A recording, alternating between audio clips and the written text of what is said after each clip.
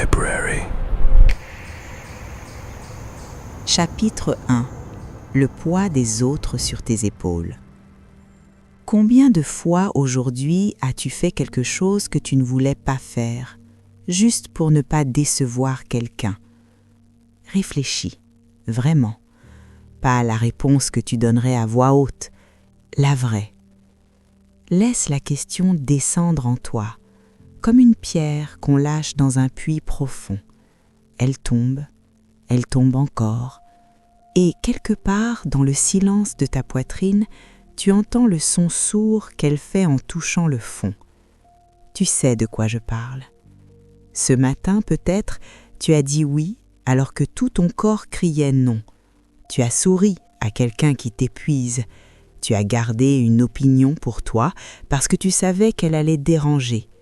Tu as accepté une tâche de plus, une obligation de plus, un sacrifice de plus. Et tu l'as fait avec cette grâce silencieuse que tu as perfectionnée depuis des années, cette façon de plier sans avoir l'air de plier, de disparaître sans qu'on te voie partir. Et le soir, quand tu te retrouves enfin seul avec toi-même, dans ce moment fragile, juste avant que le sommeil ne vienne, il y a parfois cette sensation étrange, difficile à nommer, pas vraiment de la tristesse, pas vraiment de la colère, quelque chose de plus discret, comme si une partie de toi attendait. Attendait quoi, au juste? Que quelqu'un te demande comment tu vas, toi, vraiment? Pas par politesse, mais parce que tu comptes. Ce livre est né de cette attente-là. Il y a une chose que les grandes traditions spirituelles du monde ont en commun, des forêts zen du Japon au désert soufi d'Anatolie, des monastères tibétains aux cabanes de bois des chamans amérindiens. Partout, sous des formes différentes, on retrouve la même vérité fondamentale. Un être qui ne s'appartient pas ne peut appartenir à personne. Un être qui se vide pour les autres finit par n'avoir plus rien à offrir, ni aux autres, ni à lui-même. Et pourtant nous continuons. Pourquoi? Parce que quelque part, très tôt dans ta vie, on t'a enseigné une équation simple, silencieuse, jamais écrite sur un tableau, mais gravée bien plus profondément que ça, dans le regard de ta mère quand tu te comportais bien, dans le sourire de ton père quand tu ne faisais pas de vagues, dans les applaudissements de la classe quand tu donnais la bonne réponse. L'équation disait ceci: si tu fais ce que les autres attendent, tu seras aimé. Et si tu es aimé, tu seras en sécurité. C'était une stratégie de survie, une stratégie brillante même. L'enfant que tu étais avait compris quelque chose de réel. Le regard des autres avait un pouvoir immense sur ta vie, sur ta sécurité, sur ta place dans le monde. Et donc tu as appris. Tu as appris à lire les pièces avant d'entrer, à sentir ce qu'on attendait de toi, à te façonner comme de l'argile vivante selon la forme du moment. Tu es devenu expert dans l'art d'anticiper les besoins des autres, dans l'art de désamorcer les conflits avant qu'ils n'éclatent, dans l'art de rendre les gens à l'aise, même quand toi, tu n'es pas. Et maintenant, tu es là, adulte, avec cet talent étrange d'être la personne sur qui tout le monde peut compter, sauf toi-même. Il y a une image qui me revient souvent quand je pense à tout ça, celle d'un fleuve.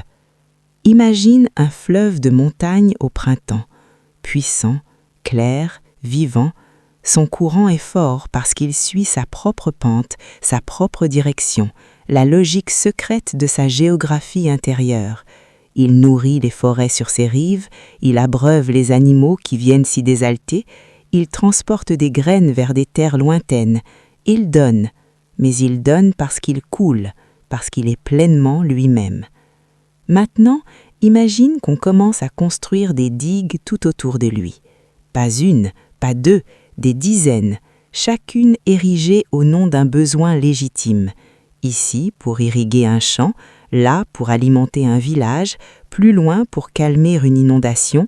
Les demandes sont bonnes, les intentions sont bonnes, mais peu à peu, le fleuve ne coule plus selon sa pente naturelle. Il est redirigé, divisé, contenu, et un jour, Quelque part en amont, là où personne ne regarde, la source commence à s'assécher. Pas d'un coup, silencieusement, un filet d'eau de moins chaque saison. Tu es ce fleuve. Et les digues ont des noms. Elles s'appellent la culpabilité, l'approbation, la peur du conflit, le besoin d'être aimé, la honte d'être trop, la terreur d'être trop peu. Chacune a été construite avec de bonnes raisons, mais ensemble, elles ont fait quelque chose que personne n'avait planifié. Elles t'ont éloigné de toi-même. Ce chapitre n'est pas une accusation. Ce n'est pas non plus une invitation à tout envoyer valser du jour au lendemain, à claquer des portes et à déclarer la guerre à ceux qui t'entourent. L'art de s'en foutre n'a rien à voir avec l'indifférence, rien à voir avec l'égoïsme brut. C'est quelque chose de bien plus subtil et bien plus courageux que ça. C'est l'art de revenir à sa propre pente. C'est l'art de distinguer ce que tu veux vraiment de ce qu'on t'a appris à vouloir, de sentir la différence entre un oui qui vient de ta générosité profonde et un oui qui vient de ta peur du rejet, entre une aide offerte librement et un service rendu pour acheter la paix. C'est l'art de réapprendre à t'habiter. Avant d'aller plus loin, je veux te poser une question, pas pour que tu me répondes à moi, mais pour que tu te répondes à toi. Prends un instant, ferme les yeux si tu le souhaites, et demande-toi sincèrement quelle est la dernière décision que tu as prise uniquement pour toi, pas en pensant à la réaction de quelqu'un d'autre, pas en pesant l'impact sur l'image que les autres ont de toi, uniquement pour toi, pour ce que tu ressentais, pour ce dont tu avais besoin. Si la réponse ne vient pas immédiatement, si tu dois chercher, si tu dois remonter loin dans ta mémoire pour trouver un exemple, alors tu sais pourquoi tu es là. Et tu es exactement au bon endroit.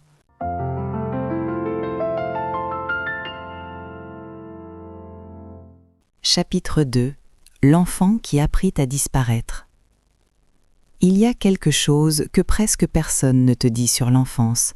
On te parle des souvenirs heureux, des étés qui sentent la résine et la liberté, des genoux écorchés et des rires qui n'en finissent pas, mais rarement on te parle de ça.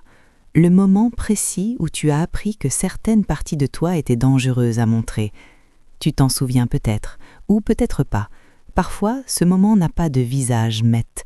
Ce n'est pas un événement unique et dramatique, c'est quelque chose de plus discret, de plus insidieux, une accumulation, une série de petits signaux que ton enfant, brillant et affamé d'amour, a captés avec une précision redoutable. Tu as pleuré une fois trop fort et on t'a dit que tu exagérais. Tu as exprimé une colère légitime et on t'a regardé avec ce mélange de honte et de déception qui fait bien plus mal qu'une gifle. Tu as dit non à quelque chose et on t'a fait sentir que ton non était une trahison. Tu as voulu briller, prendre de la place, exister pleinement et quelqu'un, sans forcément mauvaise intention, t'a renvoyé vers l'ombre.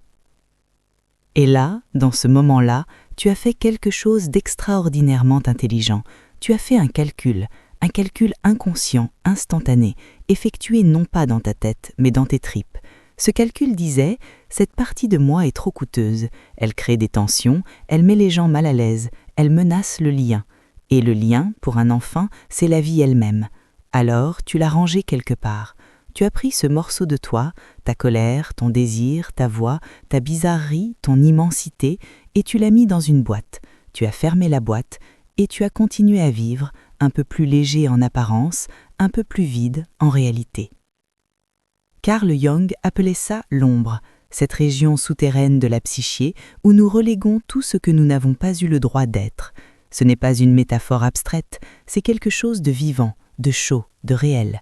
Tes parties rejetées ne disparaissent pas, elles attendent, elles s'accumulent comme de l'eau derrière un barrage, et elles finissent toujours par se manifester, parfois dans une explosion de colère incompréhensible, parfois dans une tristesse sans nom, parfois dans ce vide étrange que tu ressens au milieu d'une vie qui devrait pourtant te rendre heureux. Mais revenons à l'enfant, revenons à toi.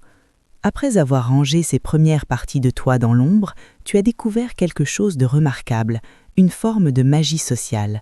Tu as découvert que si tu devenais ce que les autres voulaient que tu sois, la vie se déroulait plus doucement, les conflits s'évaporaient, les regards s'adoucissaient, les bras s'ouvraient.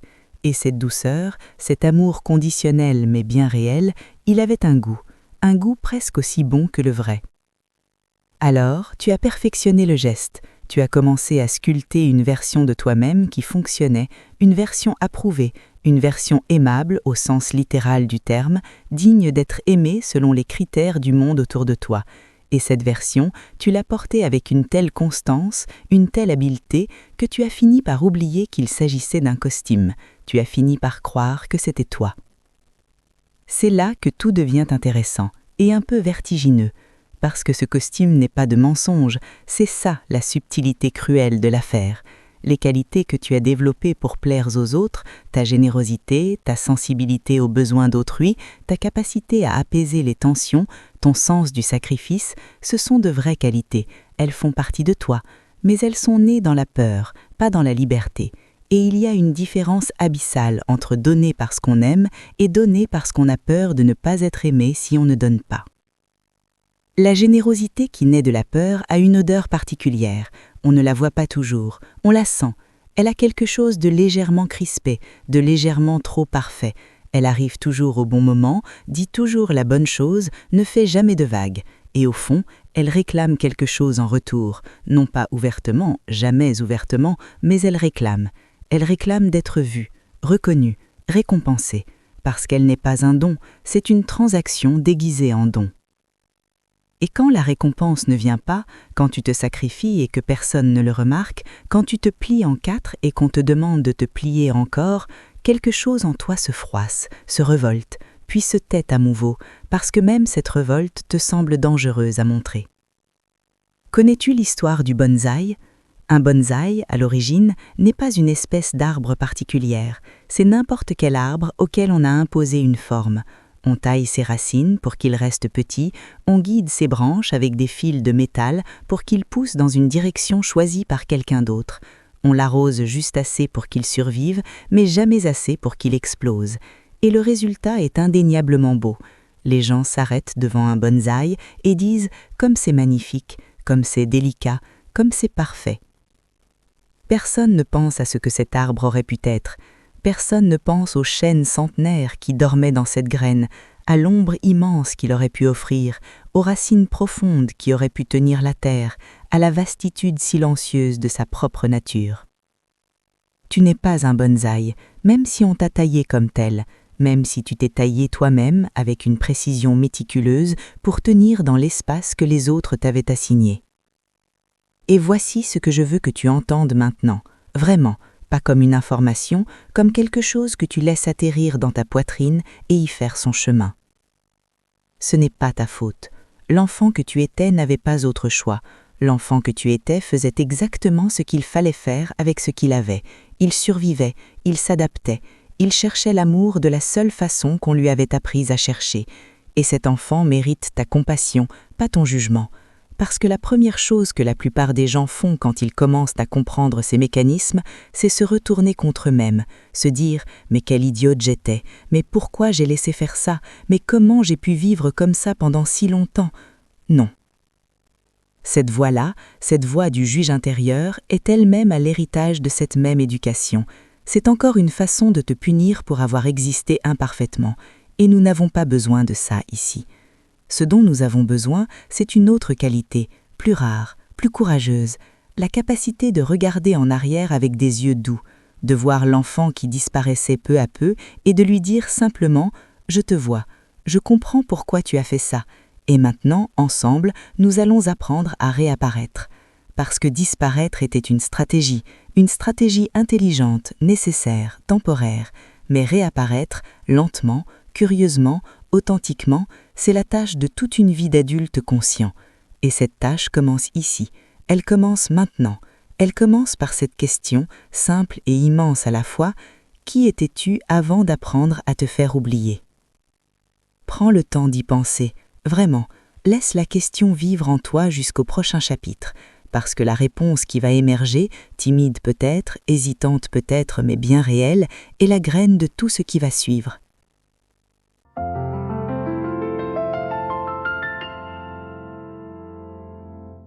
Chapitre 3. le mensonge qu'on appelle politesse. Il y a un mot qu'on t'a appris très tôt à prononcer avec le sourire. Un mot simple, 2 lettres, une syllabe. Oui. On t'a appris à le dire vite, avant même que la question soit terminée, avant même que tu aies eu le temps de vérifier à l'intérieur si c'était vraiment ce que tu ressentais. Oui, bien sûr. Oui, avec plaisir. Oui, ne t'inquiète pas pour moi. Et avec le temps, ce petit mot est devenu un réflexe, un automatisme aussi naturel que respirer, tellement naturel que tu ne l'entends même plus quand tu le prononces. Mais aujourd'hui, je voudrais qu'on s'arrête sur ce mot, qu'on l'examine ensemble à la lumière, comme on examinerait un objet trouvé au fond d'un vieux tiroir, qu'on se demande d'où il vient vraiment et surtout à quel prix il a été prononcé. Il existe dans la langue française une expression que j'aime beaucoup pour ce qu'elle révèle malgré elle. On dit de quelqu'un qu'il est bien élevé, comme si l'éducation était une altitude, comme si grandir en sagesse consistait à monter toujours plus haut, loin du sol, loin de ses instincts, loin de cette voix basse et animale qui sait ce qu'elle veut et ce qu'elle ne veut pas. Être bien élevé dans notre culture signifie très souvent ceci: avoir appris à taire ses besoins propres au profit du confort collectif, avoir intégré que le désaccord est une impolitesse, que le refus est une agression, que prendre soin de soi avant de prendre soin des autres est une forme de vulgarité morale. Et cette croyance-là, nous l'avons bue avec le lait de l'enfance. Elle est en nous, profondément, silencieusement. Laisse-moi te raconter quelque chose. Dans les grandes forêts tropicales, il existe un phénomène que les botanistes appellent la dominance apicale. Lorsqu'un arbre pousse à l'ombre d'un autre, plus grand, plus établi, il oriente toute son énergie vers le haut, vers la lumière, en sacrifiant ses branches latérales. Il devient fin, tendu, vertical à l'extrême. Il abandonne sa propre forme naturelle pour une forme dictée par les circonstances. Et ce faisant, il survit, mais il ne s'épanouit pas. Il ne devient jamais ce qu'il aurait pu être dans un espace ouvert, avec de la lumière dans toutes les directions. Tu connais cet arbre. Tu as peut-être été cet arbre pendant des années, toute ton énergie dirigée vers une seule direction, plaire, être utile, ne pas déranger. Et dans cette verticalité forcée, quelque chose de ta forme naturelle s'est perdu. Tes branches latérales, tes élans de côté, tes désirs qui ne servaient à personne d'autre qu'à toi-même, tu les as abandonnés un à un. Parce que la lumière semblait être là-haut, dans le regard approbateur des autres, et nulle part ailleurs. Mais revenons au mensonge, parce que c'est de ça dont il s'agit. La politesse, dans sa forme la plus pure, est une chose belle. C'est la reconnaissance de l'autre, c'est le langage subtil du respect mutuel. C'est la façon qu'ont les êtres humains de se dire « je te vois, tu comptes, je fais attention à toi ». Cette politesse-là est un cadeau. Elle vient d'un endroit de plénitude, de conscience, de générosité réelle. Mais il y a une autre politesse, une politesse cousue de peur. Et celle-là ressemble à la première de l'extérieur, mais elle a une texture complètement différente à l'intérieur. Elle dit oui quand elle pense non. Elle sourit quand elle souffre. Elle minimise ses besoins avec une élégance parfaite. Elle dit « je vais bien » alors que quelque chose en elle se fissure lentement. Et elle appelle ça de la gentillesse. Elle appelle ça de la maturité. Elle appelle ça « ne pas se plaindre pour rien ». Combien de fois as-tu dit « je vais bien » alors que tu n'allais pas bien ? Combien de fois as-tu répondu « non, non, ne t'inquiète pas pour moi » à quelqu'un qui t'offrait pourtant une ouverture réelle? Combien de fois as-tu minimisé ta propre douleur pour ne pas alourdir l'atmosphère, pour ne pas paraître trop fragile, trop exigeant, trop présent dans ta propre souffrance? Ce réflexe a un nom en psychologie. On l'appelle parfois le faux self, cette version de soi construite pour naviguer dans le monde social avec le moins de friction possible. Et le faux self est efficace, redoutablement efficace. Il ouvre des portes, il maintient des relations, il évite des conflits. Mais il a un coût que personne ne comptabilise ouvertement. Il te coupe de toi-même. Parce que chaque fois que tu dis oui en pensant non, quelque chose se passe à l'intérieur. Un tout petit signal d'alarme s'allume quelque part dans ta conscience. Ton corps le sait avant ton esprit. Une légère tension dans les épaules, un souffle qui se retient, une imperceptible contraction quelque part dans la cage thoracique. Ton système nerveux, lui, n'est pas dupe, il enregistre, il compte, Et avec le temps, ces petites trahisons s'accumulent en toi comme des sédiments dans le fond d'une rivière, jusqu'à ce que le courant ralentisse, jusqu'à ce que l'eau perde sa transparence. Et puis, il y a l'autre versant du problème, celui qu'on évoque encore moins souvent. Quand tu mens par politesse sur ce que tu ressens, tu pries les autres de faire de même. Tu crées autour de toi une culture du semblant. Tu t'entoures de relations où tout le monde fait bonne figure, où personne ne dit vraiment ce qu'il pense, où l'authenticité est tacitement bannie au nom du confort collectif. Et dans ces relations-là, même quand tu n'es pas seul, tu es seul, profondément, parce qu'on ne te connaît pas vraiment. On connaît le costume, on connaît la version approuvée, et tu ne peux pas te sentir vraiment aimé par quelqu'un qui n'a jamais rencontré ta réalité. C'est là le paradoxe cruel de la politesse anxieuse. Elle cherche la connexion, elle cherche à être aimée. Mais par ses mécanismes mêmes, elle rend la vraie connexion impossible, parce que la vraie connexion exige de la vérité. Elle exige qu'on soit là, réellement, avec ses aspérités, ses ombres et ses besoins et ses refus. Elle exige précisément ce que tu as appris à cacher. Je veux te parler d'un mot maintenant. Un mot qu'on t'a appris à prononcer avec une sorte de honte, comme si le prononcer te rendait moins aimable, moins généreux, moins civilisé. Ce mot, c'est non. Non est l'un des mots les plus honnêtes qui existent. Non, quand il vient d'un endroit de conscience et non de caprice, est un cadeau. Pas seulement pour toi, pour l'autre aussi. Parce qu'un non sincère est une invitation à la vérité. Il dit « Je suis assez présent à moi-même pour savoir ce que je peux offrir et ce que je ne peux pas. Je suis assez respectueux de notre relation pour ne pas te donner quelque chose de vide enveloppé dans du papier cadeau. Je suis assez courageux pour risquer ton inconfort momentané plutôt que de te mentir confortablement. » Un non prononcé avec douceur et clarté est souvent bien plus aimant qu'un oui prononcé avec ressentiment. Mais nous en avons peur.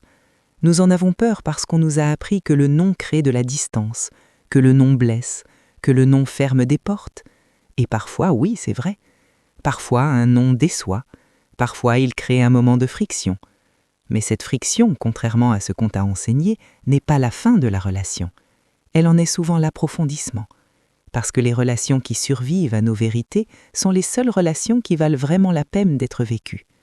Les autres, celles qui exigent ton silence perpétuel comme condition de leur existence, ne sont pas des relations. Ce sont des contrats dans lesquels tu paies toujours plus cher que l'autre. Il est temps d'examiner ces contrats. Il est temps de regarder en face lesquels te nourrissent et lesquels t'épuisent, lesquels te permettent d'exister entièrement et lesquels exigent que tu laisses la moitié de toi-même à la porte avant d'entrer. Ce n'est pas un exercice de cruauté, c'est un exercice de lucidité. Et la lucidité, aussi inconfortable qu'elle soit dans les premiers instants, est toujours plus douce à long terme que le mensonge poli qui dure des années. Alors voici ce que je te propose, pas comme un devoir, comme une exploration.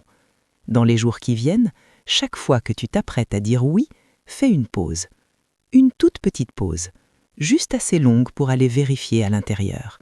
Est-ce que ce oui vient de moi? Est-ce qu'il vient de ce que je veux vraiment offrir? Ou est-ce qu'il vient de la peur, de la culpabilité, du besoin d'être aimé? Tu n'as pas besoin de tout changer d'un coup, tu n'as pas besoin de transformer ta vie en révolution. Il suffit de commencer à entendre la différence entre ta voix et la peur, entre ton désir et l'obligation, entre ce que tu choisis et ce dont tu as hérité sans jamais l'avoir choisi. Cette écoute-là est le début de tout. C'est la première fissure dans le mur, et par cette fissure, très bientôt, la lumière va commencer à entrer.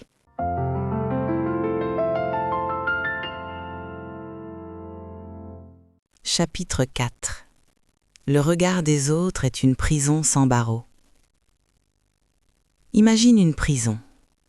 Pas celle qu'on voit dans les films, avec ses murs de béton brut et ses grilles de fer qui grincent. Non.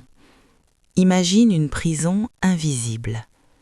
Une prison dont les murs sont faits de regards, de jugements murmurés, d'opinions que tu n'as jamais entendues, mais que tu imagines avec une précision terrifiante.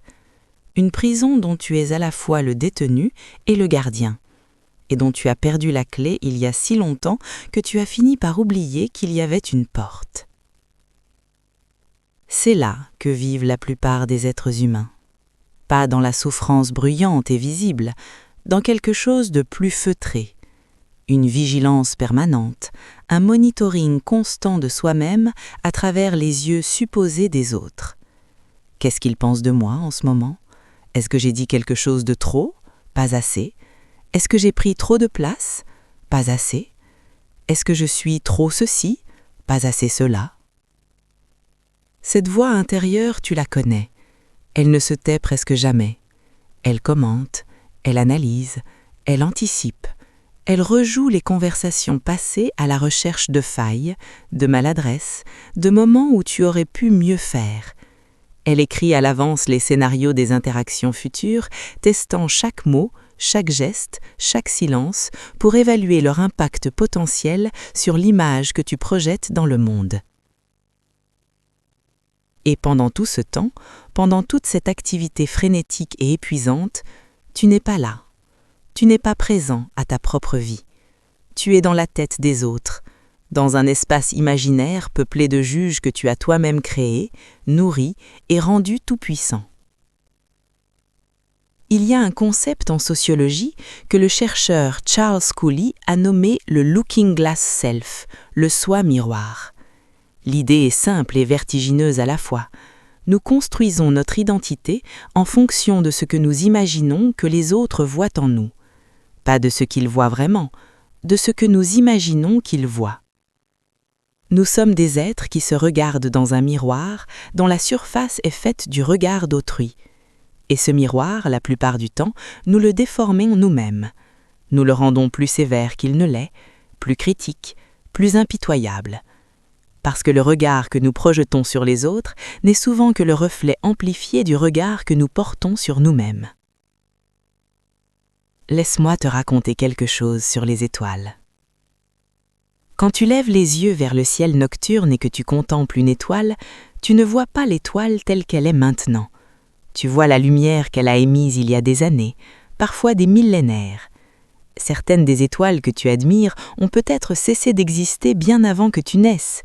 Ce que tu vois, c'est un message du passé traversant l'espace pour atteindre tes yeux dans le présent. Le regard des autres fonctionne de la même façon. Ce que les gens voient en toi, c'est rarement toi maintenant. C'est une version de toi filtrée par leurs propres histoires, leurs propres peurs, leurs propres schémas. C'est la lumière ancienne de leurs expériences passées projetée sur ta présence actuelle. Et tu organises ta vie entière autour de cette lumière-là, autour d'une image qui n'a souvent que peu à voir avec qui tu es réellement. Ce n'est pas leur faute, et ce n'est pas la tienne. C'est simplement la nature de la perception humaine. Nous ne voyons jamais les autres tels qu'ils sont, nous les voyons tels que nous sommes.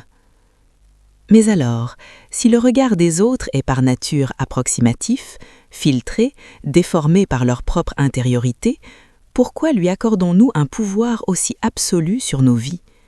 Pourquoi laissons-nous cette lumière ancienne et imparfaite décider de la forme que nous donnons à notre existence? La réponse, encore une fois, remonte à l'enfance.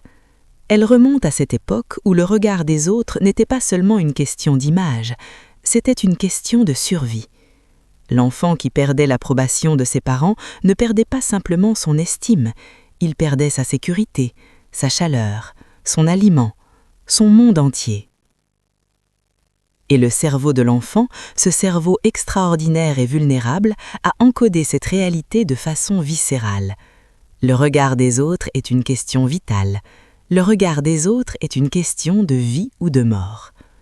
Ce programme-là tourne encore en toi, même maintenant que tu es adulte, même maintenant que tu peux subvenir à tes propres besoins, que tu n'as plus besoin de l'approbation de quiconque pour survivre au sens littéral du terme.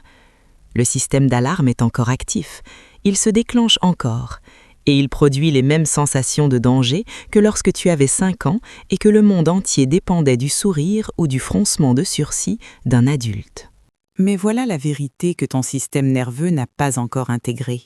Tu n'es plus cet enfant, le danger n'est plus réel, la prison n'a pas de barreaux, et la porte a toujours été ouverte. Il y a une expérience de pensée que j'aimerais te proposer. Imagine quelqu'un que tu admires profondément, quelqu'un qui te semble libre, ancré, authentique, quelqu'un qui entre dans une pièce et qui n'a pas l'air de calculer en permanence l'effet qu'il produit.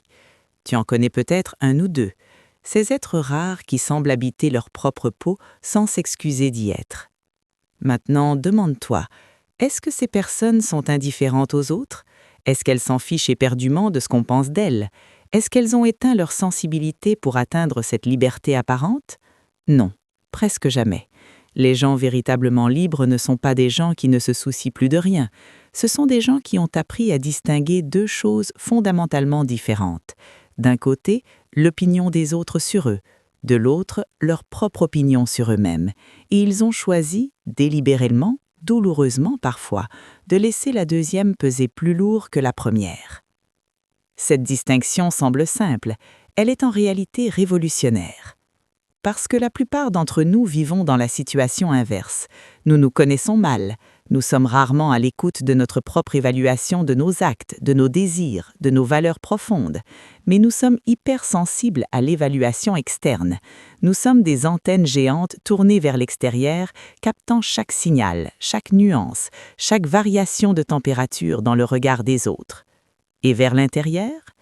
Vers l'intérieur, le silence, un silence qu'on ne sait plus vraiment habiter. Réapprendre à se connaître est donc la condition préalable à tout affranchissement. Pas se connaître au sens narcissique du terme, pas développer une image flatteuse de soi-même pour la substituer à l'image qu'on cherchait dans les yeux des autres, mais se connaître au sens profond et humble du terme, savoir ce qui compte vraiment pour soi, savoir où sont ses limites réelles et ses élans authentiques, savoir distinguer la honte qui vient d'autrui et la culpabilité qui vient de sa propre conscience.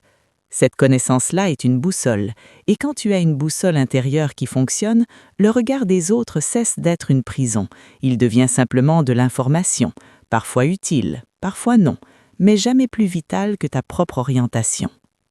Il y a une pratique simple que certaines traditions de sagesse proposent pour commencer à desserrer l'emprise du regard des autres.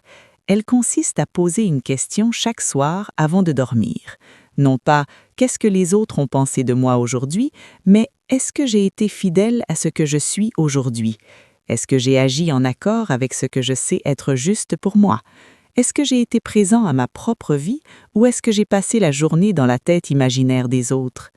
Cette question, posée avec douceur et sans jugement, est une forme de rapatriement. Elle te ramène à toi.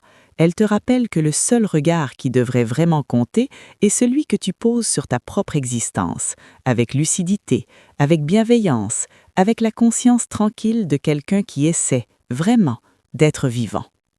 Parce qu'au fond, c'est ça l'enjeu.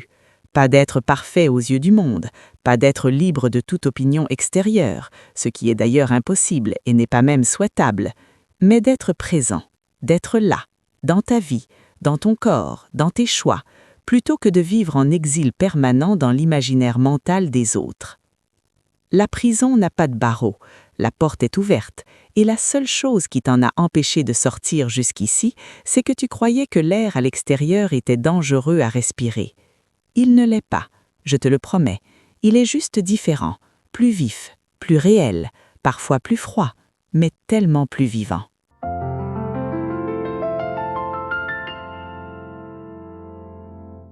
Chapitre 5. Le feu sacré de la colère. Il y a une émotion dont on ne parle presque jamais dans les livres de développement personnel. Une émotion qu'on a appris à habiller de honte, à étouffer sous des couches de politesse et de bonne éducation, à traiter comme une bête sauvage qu'il faudrait tenir enchaînée au fond de soi pour ne pas effrayer le voisinage. Cette émotion, c'est la colère. Et pourtant, la colère est peut-être l'une des forces les plus mal comprises, les plus mal utilisées et les plus précieuses que tu portes en toi. Laisse-moi te dire quelque chose que personne ne t'a probablement jamais dit de cette façon. Ta colère n'est pas ton ennemi. Ta colère est une sentinelle. Elle monte la garde à la frontière de ce qui compte pour toi. Elle s'allume précisément là où quelque chose d'essentiel en toi a été traversé sans permission. Elle est le signal d'alarme le plus fidèle que tu possèdes, celui qui ne ment jamais sur l'endroit où se trouvent tes vraies limites. Le problème n'est pas que tu ressens de la colère, le problème c'est ce qu'on t'a appris à en faire. Ferme les yeux un instant et remonte dans ta mémoire.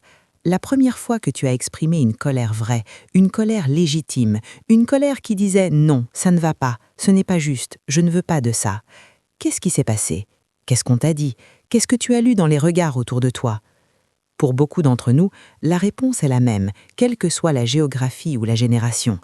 La colère a été reçue comme une agression, comme une perte de contrôle, comme une faiblesse déguisée en force, ou pire, comme une force déguisée en menace. On t'a dit de te calmer, on t'a dit que c'était mal élevé, on t'a dit que les grandes personnes ne réagissent pas comme ça. On t'a peut-être regardé avec cette expression particulière, mélange de déception et de distance, qui voulait dire sans le dire, cette partie de toi n'est pas acceptable ici. Et tu as appris, comme tu avais appris pour tout le reste. Tu as appris à avaler ta colère, à la transformer, à la faire descendre, à la convertir en quelque chose de plus présentable. Sourire poli, silence poli, accord poli, jusqu'à ce qu'elle disparaisse de la surface. Mais la colère ne disparaît pas, elle se transforme. Dans les corps qui ont appris à avaler leur colère pendant des années, on retrouve des choses particulières. Une fatigue chronique qui ne s'explique pas entièrement par le manque de sommeil, des tensions physiques persistantes, souvent dans la nuque, les épaules, la mâchoire, comme si le corps retenait quelque chose en permanence. Une tristesse de fond, diffuse, sans objet précis. Et parfois, à des moments inattendus, des explosions disproportionnées.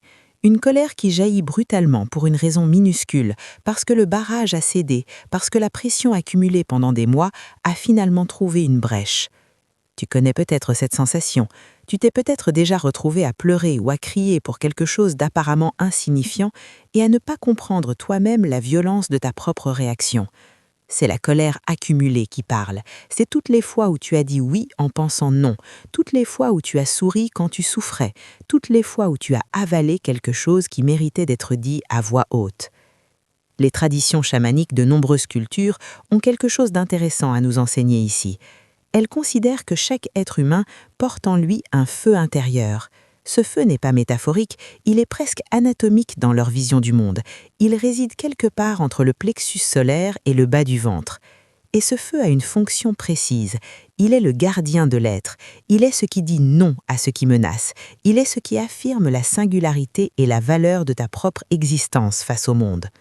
Quand ce feu est nourri correctement, quand la colère est entendue, exprimée, intégrée, il réchauffe, il donne de l'énergie, de la clarté, de la direction. Il permet d'agir dans le monde avec une force tranquille et souveraine. Quand ce feu est étouffé, quand on lui interdit de brûler, il ne s'éteint pas, il couve, et le feu qui couve pendant trop longtemps finit par consumer la maison de l'intérieur. Il y a une distinction fondamentale que je veux introduire ici parce qu'elle change tout. La distinction entre la colère saine et la colère toxique.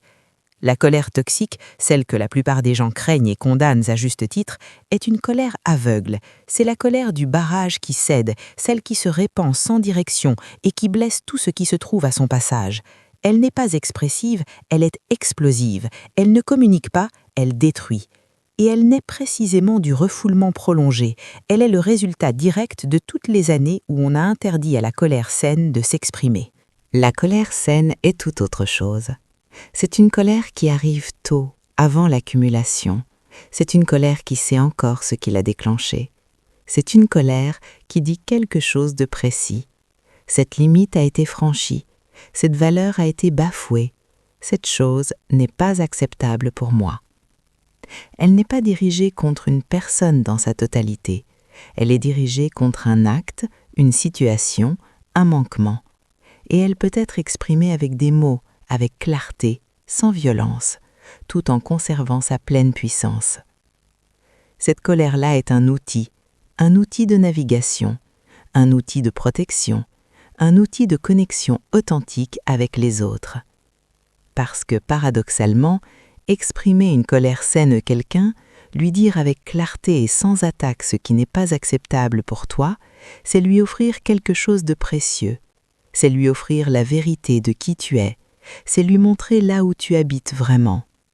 Et les relations qui peuvent accueillir cette vérité-là, les relations qui ne se brisent pas au premier non, au premier « je ne suis pas d'accord », au premier « ça me blesse quand tu fais ça », ces relations-là sont les seules véritablement dignes de ce nom. je veux aussi parler d'une forme de colère particulière, une colère qu'on reconnaît rarement comme telle parce qu'elle s'est déguisée si longtemps qu'elle a presque oublié son propre visage. C'est la colère tournée contre soi-même. Quand la colère n'a nulle part où aller à l'extérieur, quand toutes les sorties sont bloquées par la peur du conflit, par le besoin d'approbation, par la conviction que ta colère est illégitime ou dangereuse, elle se retourne, elle rentre, et elle commence à faire à l'intérieur ce qu'elle aurait dû faire à l'extérieur. Elle critique, elle punit, elle dévalorise. Elle prend la voix du juge intérieur que tu connais peut-être trop bien. Cette voix qui dit « tu n'es pas assez bien », tu as encore tout raté, qui t'a demandé ton avis de toute façon. Cette voix intérieure sévère et impitoyable n'est pas ta conscience, ce n'est pas la sagesse. C'est ta colère refoulée qui a trouvé le seul territoire où elle avait le droit d'exister, toi-même. Apprendre à réorienter cette énergie vers l'extérieur de façon consciente et saine est l'un des actes les plus libérateurs que tu puisses accomplir.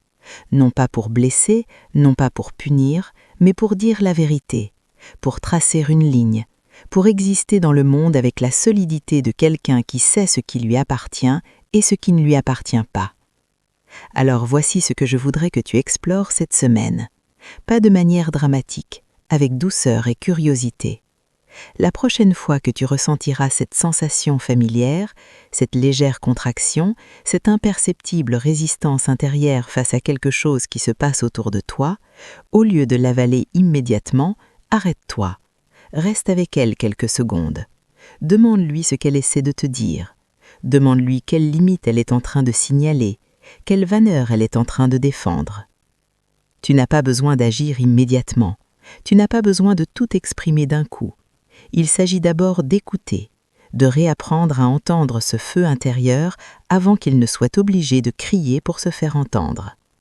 Parce que la colère entendue à temps n'a pas besoin d'exploser, elle peut simplement parler. Et une colère qui parle, au lieu de détruire, construit quelque chose. Elle construit des frontières réelles, elle construit une présence au monde plus complète et plus honnête. Elle construit pierre par pierre la maison solide d'un être qui se respecte suffisamment pour dire la vérité sur ce qu'il vit. Et cette maison-là, contrairement à celle qui est faite de compromis et de silence poli, résiste aux tempêtes. Elle résiste au temps, elle résiste au regard des autres.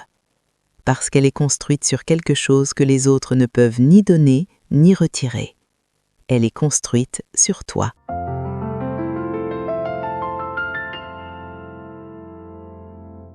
Chapitre 6. Les frontières ne sont pas des murs. Il y a un mot qui circule beaucoup ces dernières années dans le vocabulaire du développement personnel. Un mot qu'on entend partout, dans les podcasts, dans les thérapies, dans les conversations entre amis qui commencent à se réveiller à eux-mêmes. Ce mot, c'est frontière. Poser ses limites, établir ses frontières, protéger son espace. Et pourtant, malgré toute la littérature qui lui est consacrée, malgré tous les conseils bienveillants et les méthodologies proposées, la plupart des gens qui entendent ce mot ressentent la même chose, une légère crispation, un mélange de désir et de culpabilité, comme si poser une frontière était fondamentalement un acte égoïste, comme si dire « voici où je commence et voici où tu t'arrêtes » était une façon de repousser l'autre, de l'abandonner, de lui signifier qu'il ne compte pas assez pour qu'on s'ouvre entièrement à lui. Alors, laisse-moi commencer par là, par cette confusion fondamentale qui empoisonne tout. Une frontière n'est pas un mur. Un mur empêche le passage dans les deux sens. Il isole, il protège en coupant, il dit non à tout, indistinctement, par peur plutôt que par choix. Un mur est une réponse à la blessure. Il naît de la conviction que le monde extérieur est trop dangereux pour qu'on lui fasse confiance, que l'autre est une menace par défaut, qu'il vaut mieux être seul que risquer d'être envahi. Une frontière est quelque chose d'entièrement différent. Une frontière est une membrane. Pense à la peau de ton corps. Elle ne t'isole pas du monde, elle te permet d'être en contact avec lui tout en maintenant ton intégrité. Elle laisse entrer ce qui te nourrit, la chaleur, la lumière, la caresse, et elle signale clairement ce qui est douloureux, ce qui brûle, ce qui abîme. Elle est à la fois ouverture et protection, à la fois contact et distinction. C'est ça une vraie frontière. C'est le lieu précis où tu existes en tant qu'individu distinct tout en restant en relation avec les autres. Non pas malgré la relation, mais à travers elle. Parce que sans frontières, il n'y a pas vraiment de relation. Il y a une fusion, une dissolution. Deux êtres qui se fondent l'un dans l'autre jusqu'à ne plus savoir où l'un finit et où l'autre commence. Et dans cette dissolution, l'amour lui-même finit par suffoquer. Laisse-moi te parler de la mer et du rivage. La mer est vaste, généreuse, illimitée dans sa profondeur. Elle roule vers le rivage avec une constance qui n'a rien à prouver. Et le rivage est là, solide, présent, offrant à la mer un endroit où se déposer, où raisonner, où exister pleinement dans le bruit et l'écume de la rencontre. Mais le rivage ne se laisse pas submerger, il ne disparaît pas sous les vagues pour leur faire plaisir. Sa solidité même est ce qui rend la rencontre possible. C'est parce que le rivage est là, distinct et stable, que la mer peut être pleinement elle-même dans son mouvement vers lui. Tu es le rivage dans tes relations, et les personnes que tu aimes sont la mer. Ta solidité n'est pas un obstacle à l'amour, elle est la condition de sa plénitude. Mais voilà ce qui se passe pour beaucoup d'entre nous. Nous avons grandi dans des environnements où les frontières étaient soit inexistantes, soit vécues comme des agressions. Des familles où l'intimité signifiait l'absence de séparation, où avoir des besoins différents de ceux des autres était perçu comme un manque d'amour, où dire non à un parent, à un frère, une sœur, était traduit immédiatement en « tu ne m'aimes pas ». Et nous avons intégré cette équation sans même nous en rendre compte. Frontière égale rejet, limite égale abandon, différence égale trahison. Cette équation tourne encore en arrière-plan de toutes tes relations d'adultes. Elle explique pourquoi tu dis oui quand tu veux dire non, pourquoi tu acceptes des comportements qui te blessent plutôt que de les nommer, pourquoi tu te perds dans les besoins des autres au point de ne plus savoir ce que tu ressens toi de ce que eux ressentent. Il y a un terme en psychologie pour décrire cette condition. On l'appelle l'enchevêtrement ou parfois la codépendance. Ce n'est pas un état pathologique réservé aux cas extrêmes, c'est quelque chose de très courant, de très humain, de très compréhensible.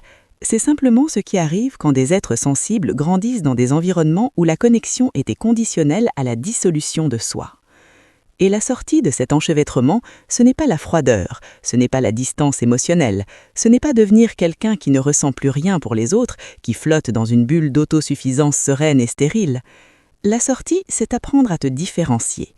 Se différencier, c'est une capacité qui se développe, qui se pratique, qui demande du courage et de la patience. C'est la capacité d'être pleinement présent à l'autre, d'être touché par ce qu'il vit, d'être en contact réel avec sa réalité tout en restant ancré dans la tienne. C'est pouvoir dire « je t'entends et je ne suis pas d'accord ». C'est pouvoir dire « ta douleur me touche » sans être obligé de la prendre sur tes épaules pour qu'elle s'arrête. C'est pouvoir aimer quelqu'un profondément sans savoir que son bonheur n'est pas ta responsabilité et que son malheur n'est pas ta faute. Cette différenciation est l'un des actes d'amour les plus profonds qui existent, parce qu'elle permet à l'autre d'exister vraiment, face à toi, dans toute sa réalité, sans que tu te dissolves dans la sienne et qu'il ne soit obligé de se dissoudre dans la tienne. Je veux parler maintenant d'une chose concrète, de ce qui se passe réellement quand tu poses une frontière avec quelqu'un qui n'y est pas habitué. Ce n'est pas toujours doux, je ne vais pas te mentir là-dessus. Quand tu changes les règles implicites d'une relation, l'autre peut être surpris, parfois blessé, parfois même en colère, parce que tu as modifié quelque chose qu'il croyait établi, parce que le contrat tacite entre vous, ce contrat dans lequel tu donnais sans compter et lui recevait sans questionner, ce contrat est soudainement renégocié sans qu'il l'ait demandé. Et là, quelque chose de crucial se produit. Quelque chose que tu dois connaître à l'avance pour ne pas être déstabilisé quand ça arrive. Sa réaction n'est pas la preuve que tu as tort. Sa réaction n'est pas la preuve que ta frontière était injuste ou excessive. Sa réaction est simplement de l'information sur la relation. Elle te dit quelle place tu occupais dans la dynamique existante. Elle te dit si cette personne est capable ou non d'évoluer avec toi. Elle te dit si cette relation peut devenir quelque chose de plus réel, de plus équilibré, de plus vivant. Les personnes qui t'aiment vraiment, qui te respectent dans ta totalité, qui sont elles-mêmes en chemin vers leur propre intégrité, ces personnes-là vont peut-être être surprises dans un premier temps, mais elles vont s'ajuster, elles vont respecter, elles vont même parfois te remercier, pas toujours avec des mots, mais par la qualité de leur présence renouvelée, parce que ta frontière a rendu la relation plus vraie. Et les autres? Les autres qui se sentent trahis, manipulés, abandonnés, simplement parce que tu as commencé à exister à part entière? Ces réactions-là te donnent une information précieuse sur ce que la relation était vraiment, sur le prix réel de l'appartenance à cette relation. Et c'est une information difficile à recevoir, parfois douloureuse, mais toujours libératrice à long terme. Il y a une image qui me revient souvent quand je pense aux frontières saines, celle des jardins japonais. Dans un jardin japonais traditionnel, chaque élément a sa place. Chaque pierre, chaque arbre, chaque cours d'eau est séparé des autres par un espace intentionnel. Cet espace n'est pas un vide, c'est ce que les Japonais appellent le ma, l'intervalle, l'espace entre les choses qui donne à chaque chose sa forme et sa signification. Sans le ma, sans cet espace de distinction, le jardin deviendrait une masse confuse, un enchevêtrement sans beauté ni sens. C'est précisément parce que chaque élément est distinct, délimité, présent dans sa propre nature, que l'ensemble devient quelque chose de magnifique. Tes frontières sont ton ma. Elles sont l'espace qui te donne ta forme. Elles sont ce qui permet aux autres de te voir vraiment, de rencontrer quelqu'un de réel plutôt qu'une surface sans contour sur laquelle ils projettent ce qu'ils veulent. Alors comment commencer ? Comment poser une première frontière quand on n'en a presque jamais posé? Commence petit. Commence là où l'enjeu est faible. Pas dans la relation la plus chargée, pas avec la personne la plus difficile, pas dans la situation la plus complexe émotionnellement. Commence avec quelque chose de modeste. Refuse une invitation à laquelle tu n'avais pas envie de répondre sans te justifier pendant 10 minutes. Exprime une préférence dans un restaurant alors que tu aurais habituellement dit « peu importe, comme tu veux ». Dis « j'ai besoin de temps seul ce soir » à quelqu'un qui attendait ta disponibilité. Ces micro-frontières ont une importance qu'on sous-estime. Elles ne sont pas anodines, elles sont des entraînements. Elles réapprennent à ton système nerveux que poser une limite n'entraîne pas la catastrophe. Elles reconstruisent, pierre par pierre, la confiance en ta propre capacité à exister distinctement dans le monde. Et avec le temps, avec la pratique, avec chaque petite frontière posée et survécue, quelque chose de remarquable se produit. La culpabilité diminue. Elle ne disparaît pas du jour au lendemain, mais elle devient moins lourde, moins centrale, moins capable de te faire plier. Et à sa place, très lentement, quelque chose d'autre commence à croître, quelque chose qui ressemble à de la dignité, à de la solidité, à cette sensation rare et précieuse d'être chez toi dans ta propre vie. C'est pour ça que les frontières ne sont pas des murs.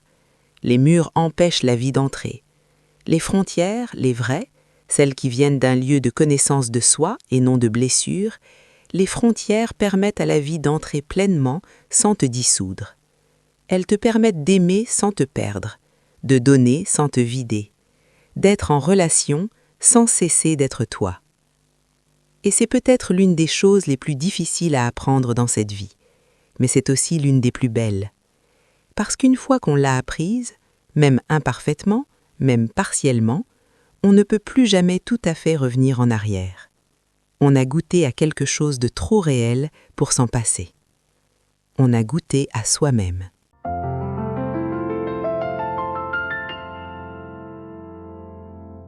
Chapitre 7. Le deuil de la version parfaite. Il y a quelque chose dont personne ne parle quand on commence à se libérer du regard des autres.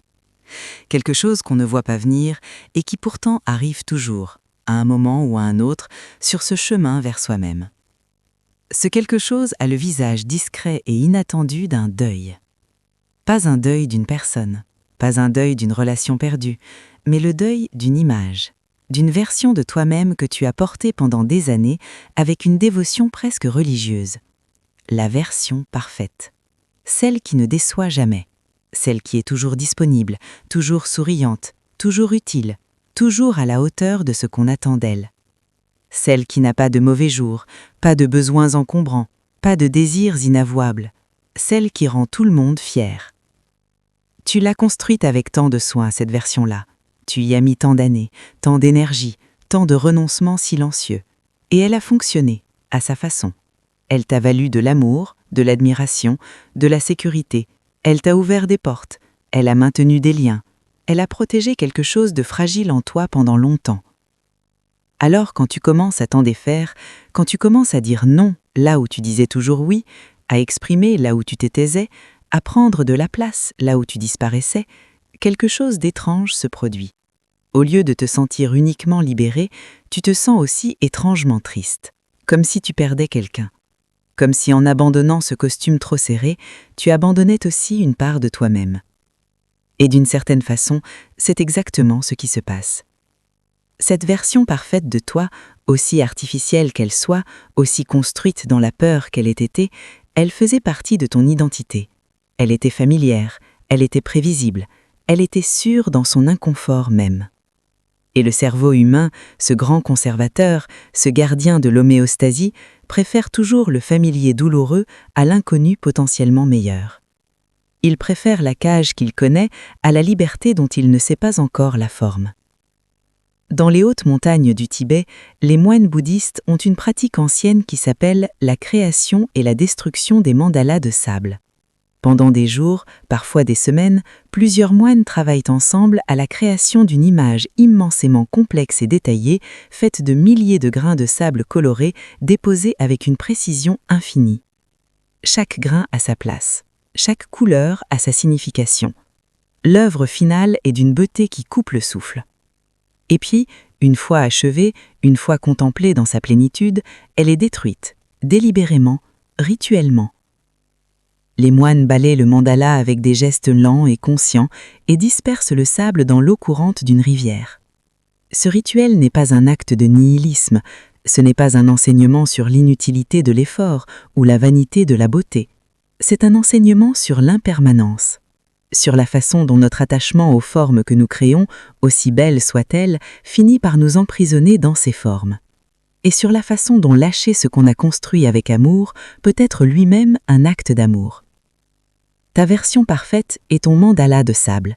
Tu l'as construite avec soin, elle a été belle, à sa façon, elle a eu sa raison d'être, sa nécessité, sa pertinence dans le contexte où elle est née. Et maintenant, il est temps de la balayer doucement. Non pas avec violence, non pas avec honte ou avec la conviction qu'elle était une erreur, mais avec reconnaissance, avec la conscience que ce que tu as été t'a conduit jusqu'ici et qu'ici est le début de quelque chose de plus vaste. Mais il y a une autre dimension de ce deuil dont je veux te parler, une dimension plus sociale, plus concrète, parfois plus douloureuse. Quand tu changes, les gens autour de toi ne changent pas nécessairement en même temps, et certains d'entre eux ont construit leur propre existence en partie sur la version de toi qu'ils connaissaient.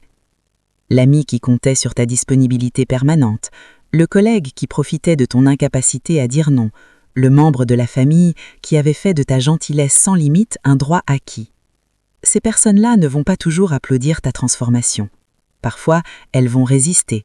Parfois, elles vont te reprocher d'avoir changé, comme si changer était une trahison, comme si tu devais de rester éternellement la même version de toi-même pour que leur confort ne soit pas dérangé. Et là, tu vas devoir faire quelque chose de très difficile.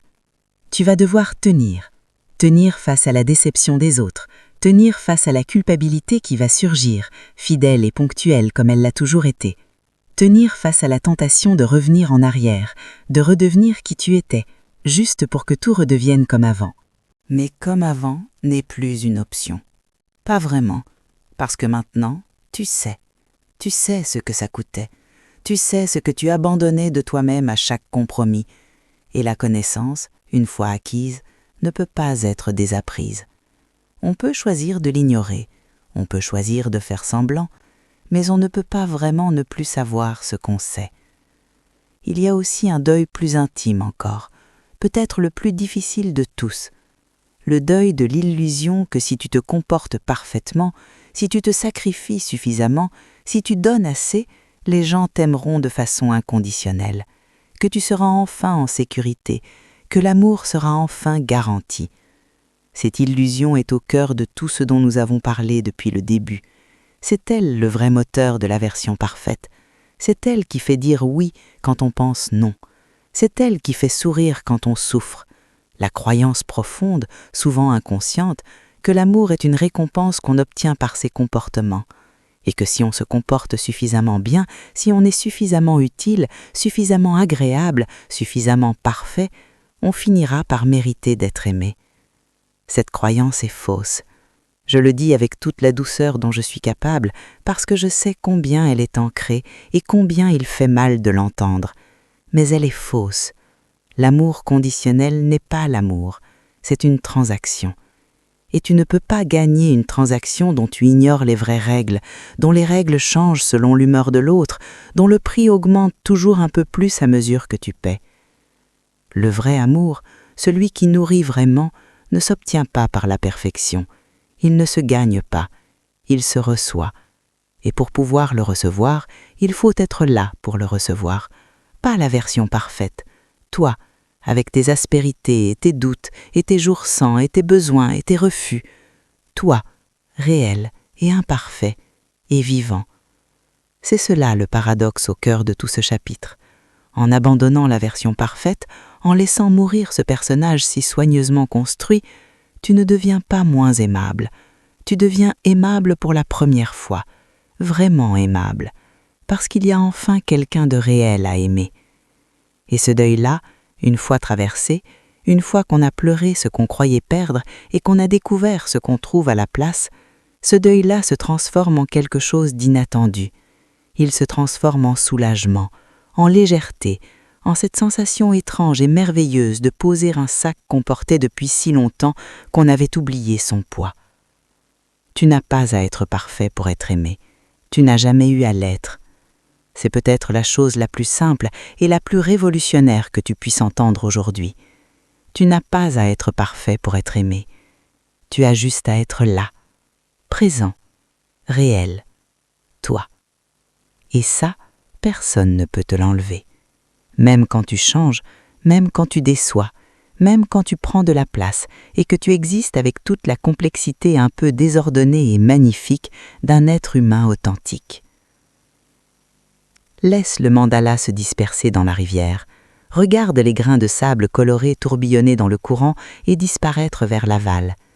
Et dans ce mouvement, dans cette perte que tu avais si peur d'affronter, cherche ce qui reste, ce qui ne peut pas être emporté par l'eau, ce qui existait avant le mandala et qui existera après lui. C'est là que tu commences à trouver la réponse à la question posée au premier chapitre. Qui étais-tu avant d'apprendre à te faire oublier ? Tu es en train de le redécouvrir, pas d'un coup, pas complètement, mais réellement, fragment par fragment, comme on retrouve les morceaux d'une mosaïque ancienne sous les couches de peinture successives. Et chaque fragment retrouvé a quelque chose de familier, quelque chose qui dit « Oui, c'est ça, c'est moi. J'avais oublié que j'existais comme ça. » Continue de chercher, continue de trouver. Le tableau n'est pas encore complet, mais il est en train de réapparaître. Et il est plus beau que tu ne l'imagines.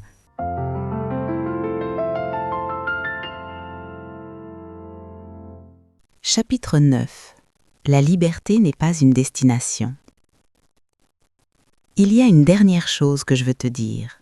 Une chose que j'aurais peut-être dû te dire dès le premier chapitre, mais qui n'aurait eu de sens qu'ici, à cet endroit précis du voyage, après tout ce que nous avons traversé ensemble. La liberté n'est pas un endroit où on arrive.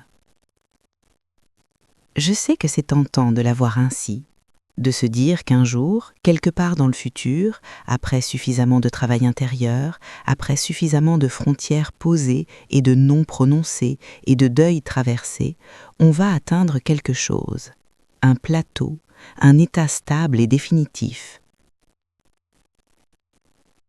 Un matin où on se lèverait et où plus rien ne sera difficile, où le regard des autres n'aurait plus aucune prise, où la culpabilité serait éteinte pour toujours, où on habiterait sa propre vie avec la tranquillité sereine d'un lac de montagne par temps calme.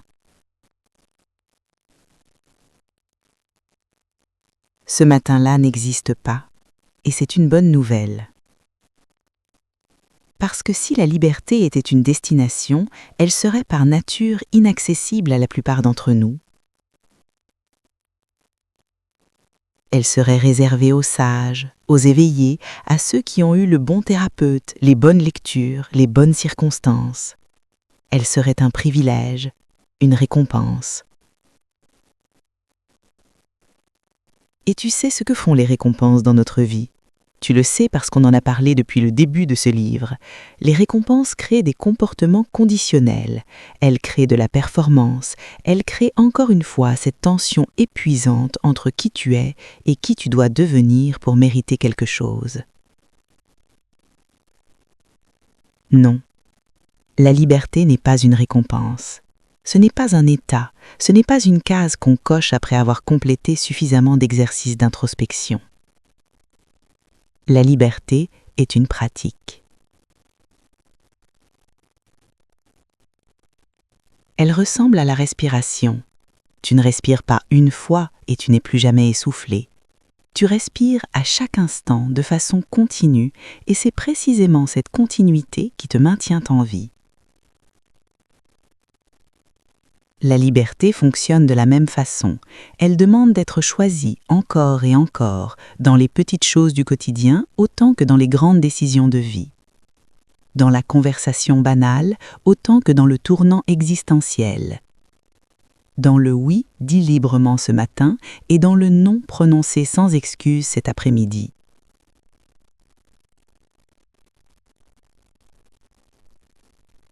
Elle est dans ces micro-moments que personne ne voit, ces instants invisibles où quelque chose en toi s'apprête à se plier par habitude, par peur, par réflexe conditionné, et où tu t'arrêtes, une fraction de seconde, et tu choisis autrement.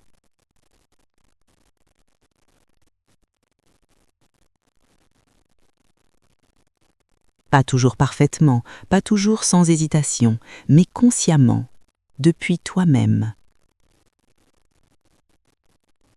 C'est là que vit la liberté.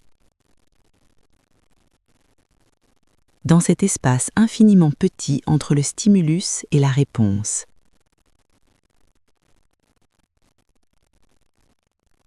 Dans cette pause imperceptible où tu existes en tant qu'être qui choisit plutôt qu'en tant qu'être qui réagit. Laisse-moi te parler une dernière fois de la nature, parce que c'est là que j'ai toujours trouvé les vérités les plus honnêtes. Dans les grandes forêts anciennes, les arbres ne se battent pas pour la lumière de la même façon qu'on nous a appris à nous battre pour notre place dans le monde. Ils ont développé, au fil de millions d'années d'évolution, quelque chose de remarquable, un réseau de communication souterrain tissé de filaments fongiques microscopiques qu'on appelle parfois le Wood Wide Web. Par ce réseau, les arbres échangent des nutriments, ils s'envoient des signaux d'alarme quand un insecte attaque. Les arbres plus grands nourrissent les plus jeunes qui manquent de lumière. Ils prennent soin les uns des autres, non pas par sacrifice de soi, non pas en se privant de ce dont ils ont besoin, mais depuis leur propre plénitude, depuis leur propre enracinement, depuis la solidité profonde de leur propre être.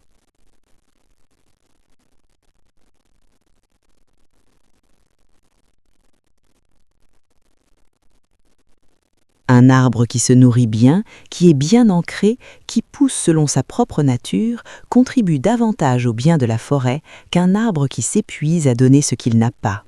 Voilà ce que ce livre a essayé de te dire, depuis la première ligne jusqu'à cette dernière.